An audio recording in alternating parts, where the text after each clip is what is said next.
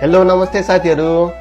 Last time चाहिँ मैले किका गर्नको लागि नेपालबाट बनाएर ल्याउनु पर्ने डकुमेन्टहरूको बारेमा चाहिँ भिडियो बनाएको थिएँ। त्यो भिडियोमा चाहिँ एउटा ब्रदरले मलाई सोध्नु भएको रहेछ, किकाको लागि वाइफको चाहिँ के बुझाउनु पर्छ भनेर सोध्नु भएको रहेछ। म चाहिँ आफ्नो बेसमा चाहिँ तपाईहरुलाई बताउँछु। हाम्रो चाहिँ किका मैले मात्रै गरेको हो, एकजनाको मात्रै किका गरेको हो। त्यसमा पनि वाइफको चाहिँ सबै डकुमेन्टहरू A to Z माग्ने रहेछ हैन।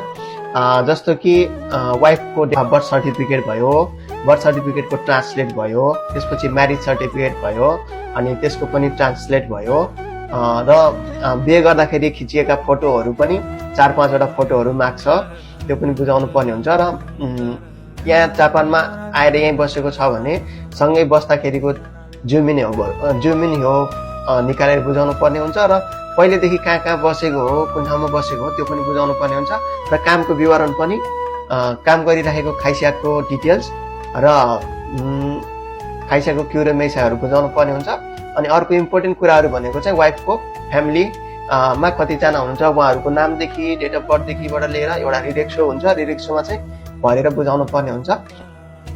अर्को चाहिँ नेङ्किन सर्टिफिकेट हो। नेङ्किन चाहिँ च्याम्पो तिरेको छ कि छैन, त्यो चाहिँ तिरेको छैन भने सबै तिरेर जेरो गराएर चाहिँ लान पर्ने हुन्छ।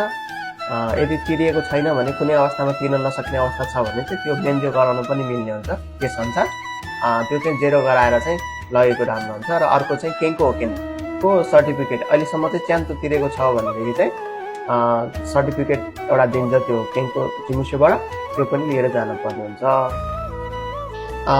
यसमध्ये पनि उनीहरूलाई केही चाहिँ चाहिन्छ भनेर एक्स्ट्रा चाहिने कुराहरू छ भने उनीहरूले चुइकामा यो पनि बुझा भन्न सक्छ, तर मेन डकुमेन्टहरू चाहिँ यही है त।